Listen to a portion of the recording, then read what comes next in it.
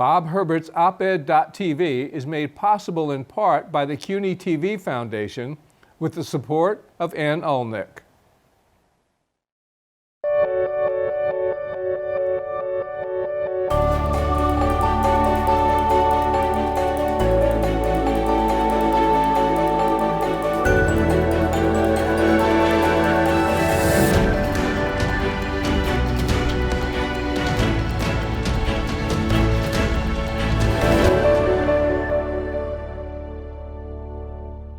Hi, I'm Bob Herbert. Welcome to OpEd.tv.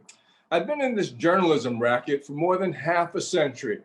The changes that have occurred since then in the news business, in this city, and in the country have been breathtaking, to say the least.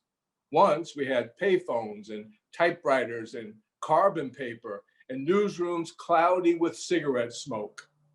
Many of the changes since the 1970s have been really good, and others not so good. Quick example, Donald Trump. I'm going to talk about the good, the bad, and the troubles I've seen with an old friend and colleague from those good old, bad old days, Sam Roberts, once the city editor of the Daily News, where I spent 17 years, and now the urban affairs correspondent at the New York Times, where I spent 18 years. Sam is also the host of the New York Times Close Up right here on CUNY TV. Sam, welcome. Good to see you. Bob, thanks for inviting me. Let's have some fun. I came to the Daily News in We used to have fun, right? We did used to have fun. It was a blast. Yep. I came to the news in 1976 from the Star Ledger in New Jersey. You were already there. And we were in that classic Daily News building on East 42nd Street, where they shot some of those early Superman movies. Now, the building was beautiful, but the newsroom that we were in, well, that was like something right out of that old black and white movie, The Front Page. So what I'd like to start with is have you talk a little bit about what it was like in that old city room. Well, it's funny, Bob, when you look back, and it makes us cringe to think this was 50 years ago. 50 years would have been when we were there, comparing 1970 compared to now to 1920 and 1970. That's a year after the Daily News first began publishing. So that's a pretty big difference in time.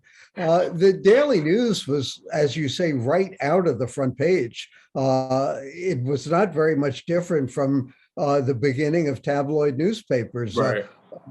We barely had air conditioning. We did have fluorescent lights, but that was about as close to modernism as we came. We did have typewriters. People wore ties. People smoked. I remember the city editor, Harry Nichols, was Mr. Nichols. You would never think of approaching him and saying anything else but that. And it was a very formal atmosphere, and it was a very formal structure, and it was a very kind of rigid structure too. It was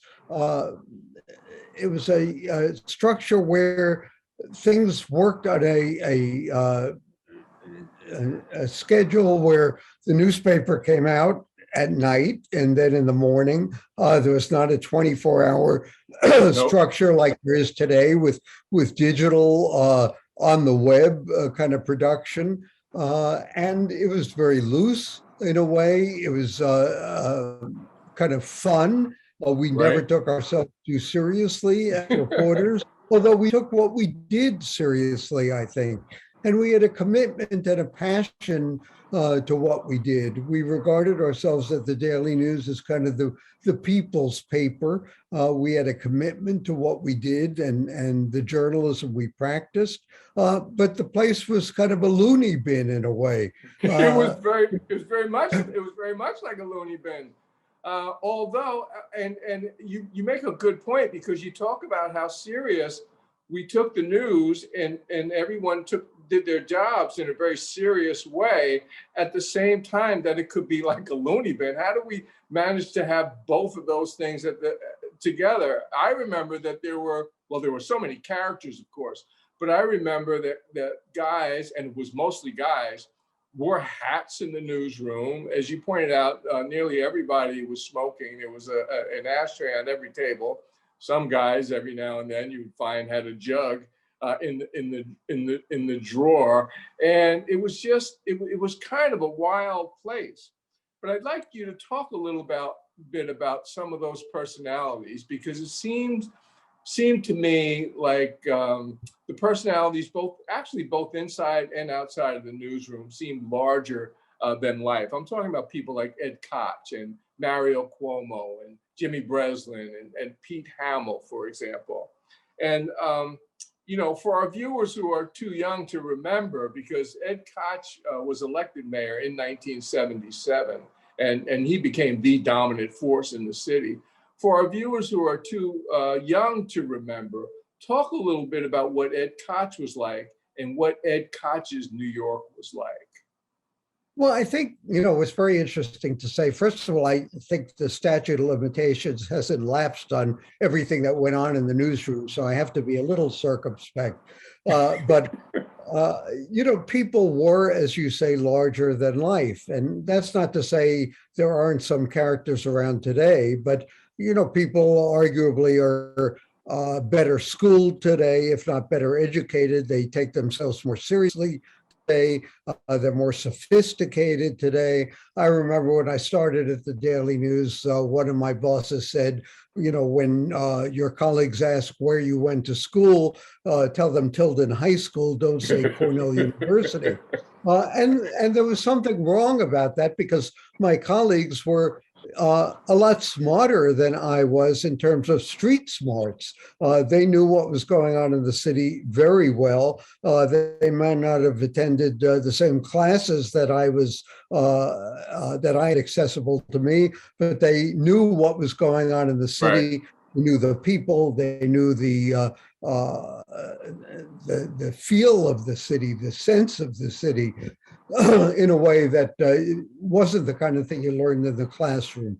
And I'm sorry to interrupt, but I thought that they understood the stories that they were covering better than a lot of reporters understand the stories that they're covering now, even though I agree with you that today's reporters are better educated and in some cases more talented than they were half a century I know ago. the reporters coming to the Times today who I'm dealing with are really terrific, really smart, yeah. Really have hustle, have great sophistication. But what they don't bring, and it's very hard to acquire, is a level of experience, right. A level of history, a level of what came before.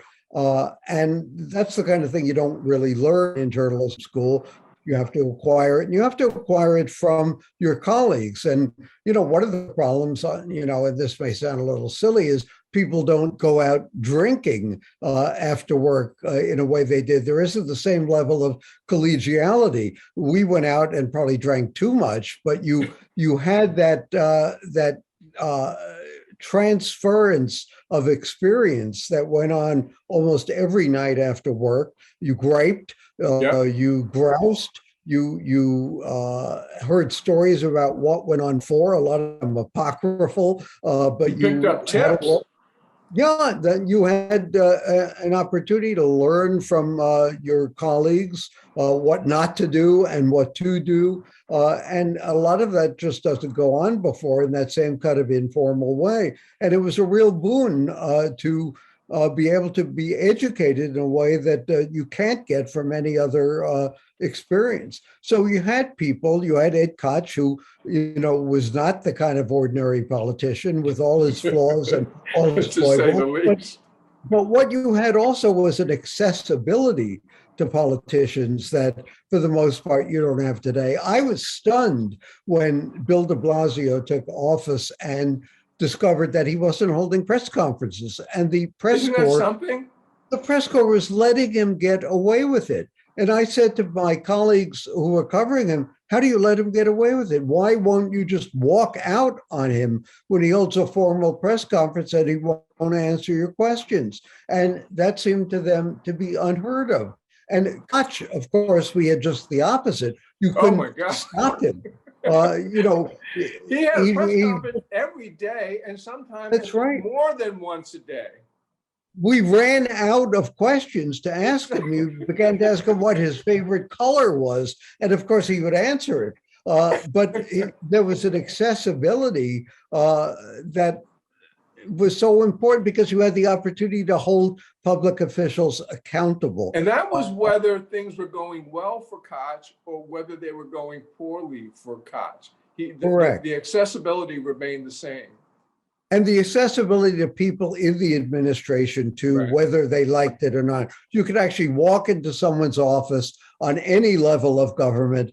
You could walk into the municipal building. I wonder the last time reporters covered officials in the municipal building now, much less at City Hall. I don't think it happens, but that gets to a point that you made when we were talking on the phone yesterday.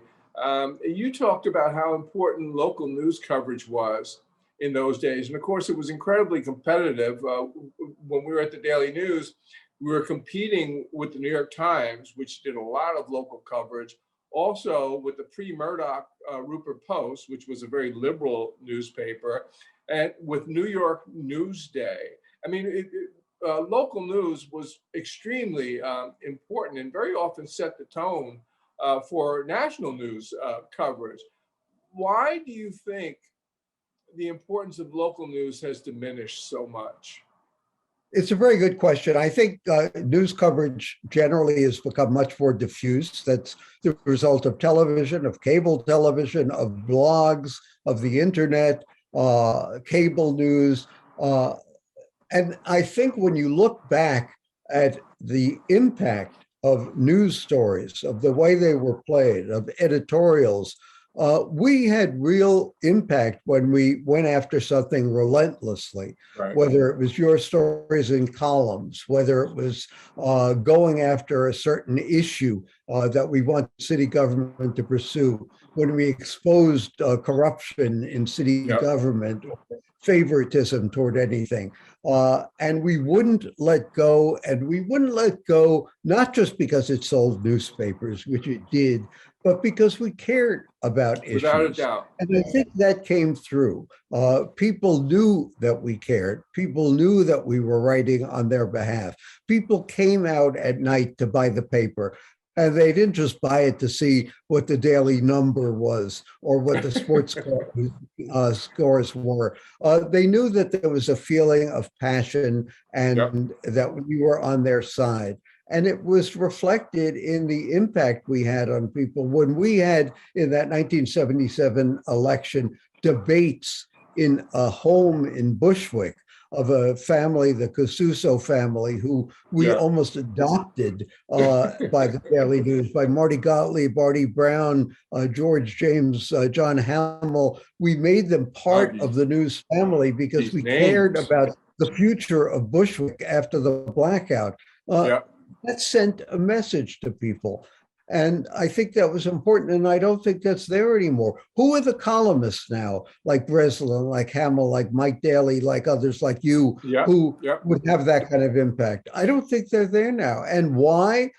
I'm not sure why. Are people too cynical now? Do they not care now? I just think it's a shame. And I wish we could revive that kind of interest again, because when people in government are not held accountable, we lose something in civic engagement. We lose something in the nature of democracy. And that results in a government that we get like Trump, like I was the just going public to say, we're officials that we seeing deserve. exactly what you're talking about.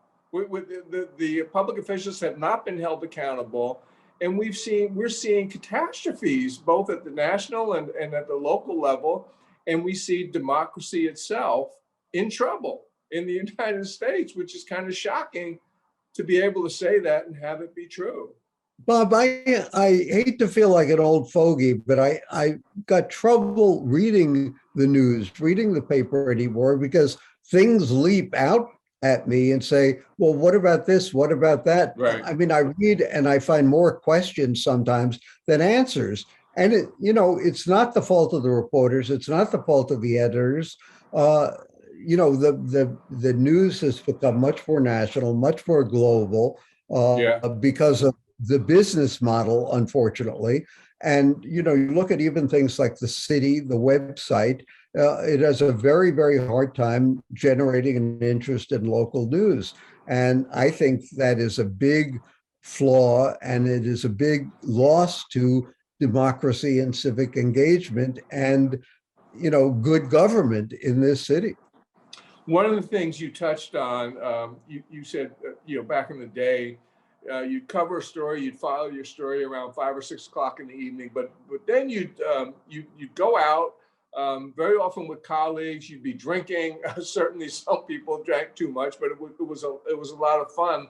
But the point was, you didn't really have to worry about that story anymore, unless it was a breaking story at the moment. You didn't have to worry about the story until the next day. The next day, you'd come into the office, pick up the phone, and see if there was a follow-up story that you would do. That's very different from the daily life of a reporter nowadays. Talk a little bit about the differences and about what reporters have to deal with now. Well, you're right. The whole cycle was different. I mean, there was a rhythm to it that was different. You wrote a story, you finished it, whatever, 5 o'clock, the paper went to press. And then, if you had what we would still call a scoop, it would last, for a cycle for 12 Right. hours, for 24 hours. We would hold back, as you remember, stories from the first edition to keep Exactly. the Times or the Post from matching them. Now, a scoop lasts a minute, 5 minutes, 10 minutes before, Right. But then another everybody outlet has it. on the web can match it. Does it matter anymore? Did it matter then? Well, we used to think it did, and I think, in fact, it did. It was I think it competitive. mattered. I think it mattered then, because then, if you had a scoop, they didn't just try to match you and run exactly the same thing that you had. If we had a scoop, the New York Times would then try to advance that story to see if they could do a Mhm. better job than the Daily News did with it, or vice versa. So it was sort of like, you were working in tandem, and the readers got the benefit of all of that effort. That's right. It was Behind one-upmanship. exactly. Yeah. And the competition was healthy, and I think we have lost a lot of that, and especially in local news. There really is not much competition anymore, and that's a sad thing for the profession, and it's a sad thing for the readers and the consumers of local news in this city. You're right. We hustled, and there's still some of that going on. Of course, there's a great deal of Oh good yeah, but local news there's a coverage. lot of good reporters out there. Neither you nor I are trying to say that there's not good journalism being done now.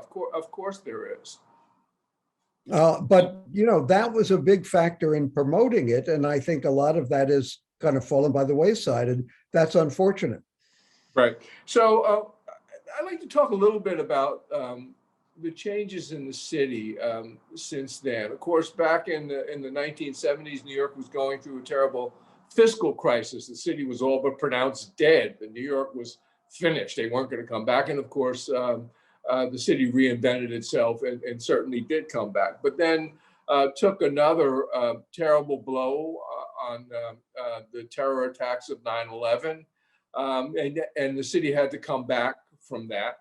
And now we're now in the, believe it or not, approaching the third winter of this COVID-19 pandemic, which is horrifying. And that's been tough on the city as well. And so we're going to have to reinvent ourselves again. Do you have any sense of what this latest reinvention, what direction it might take? Well, Bob, one of the things that I always found fascinating in covering the city, and as we say, we've both been covering it for a long time, is the lack of perspective in the coverage. That one of the problems we have is not having a sense of what came before. And this is Right. something I've tried to reflect in some of the books I've written about New York history. we sort of cover things as if they're happening for the first time. And Right. when we covered the fiscal crisis, when we covered 9/11, when we covered the superstorm Sandy, when Oh, we've yeah. covered COVID, these were great disasters, but we forget the great fires that consumed New York. We forget the draft riots. We Yeah. forget influenza epidemic in after World War One. These were enormous disasters in the city's history that we recovered from. We have Always. proved resilient before. That doesn't mean we always will. But some of these disasters were even bigger than the ones we've experienced later. And, we have to put things in perspective, which we rarely do. And that is something that's often lacking in our coverage. And I think that's very, very important, not to always wallow in the history, but say, how does this compare with things that have come before? One of the things I always tried to do was look back at Jacob Riis and the 1890s, how the other half lives. We are Right. always talking about two cities. Well, we have always been two cities, but how do these two cities compare to what came before? And it's very important to realize that this has always been a city that has been struggling between one half and the other half, a city that has always been minus a vibrant middle class. And how does this time differ from all those other times? How does that struggle differ? And to put that in some sort of context and perspective. And again, we need to measure that to see how we're doing now compared to all those other times. And are we as resilient as we've been before? And what will make us more resilient? And how do we keep coming back? Right. How did you? I talked about. I started the show by saying I got into this racket more than half a century ago. How did you get into the business? Had you always wanted to be a reporter? Well, I always encourage people who go to college to look at it as a smorgasbord, as a buffet, to go into it, picking and choosing whatever they like. But frankly, I was editor of my high school paper in Brooklyn. I went to Cornell because it was the only college I knew of that had a daily morning paper. That was the only morning paper in town. And I knew I wanted to go into journalism. I was lucky enough to come out of college and be offered a job at the Daily News, and grabbed it, and was lucky enough to keep getting promotions, or whatever you might want to call them, being an editor, being a reporter along the Well, you way. got And you got promoted very quickly. You were very young when you became city editor. I think, were you 26 years old when you were I city was editor? about that late 20s, and frankly too young, because I wanted to keep being a reporter, and was dragooned into being an editor. But I made out pretty well along the way. I have no second thoughts, no second guesses. I think things worked out pretty well. For both of us, I agree 100%. I mean, maybe we just came along during a sweet spot in the journalism business. But one of the things I wanted to ask you, I think we have just a couple of minutes left, but you've had a lot of experience both as a reporter and as an editor. Which did you like better, and what did you find personally to be the pros and cons? Well, I think I have to say, since I'm now a reporter, that being an editor was easier, in that it's easier So to, much to easier. it's easier to send someone else out on a story and say, go get that story. Although you've got to have the imagination, you have to have certain Yes. leadership skills for sure. But being a reporter, I found much more fulfilling, because you go out, you dig for a story. I find the researching of a story much more interesting. And but I do have to say, I find the writing much more difficult. And and I have to say that I prolong the research to avoid having to write as much as possible. And also, the more you research, the bigger the pool of research you have to draw on, to make you a better writer. And I always have found the writing more difficult, but I think as time goes on, you become a better writer. It doesn't become easier, but I'd like to think it does become better. I think it's really interesting to hear you say that the writing is difficult. I always thought the writing was very hard. And, you know, I actually, I like you, I much preferred the reporting to the writing. With the column, you're like writing all the time. You're doing less reporting. I did a lot of reporting as a columnist, but you do less reporting as a columnist. I always thought that it was much more fun, much more satisfying to be a reporter. Sam, I And like I to have learn you something every day, which is a without great a profession to doubt. be in. And I tell the times I'm too old to retire. So, let's keep at it as long as we can. I must feel the same way. My wife would say, knock on wood. Sam, thank you so much. This has been great. Talk to you again soon. Bob, a pleasure. Thank you. To our viewers, thank you so much for watching, and we'll see you next time.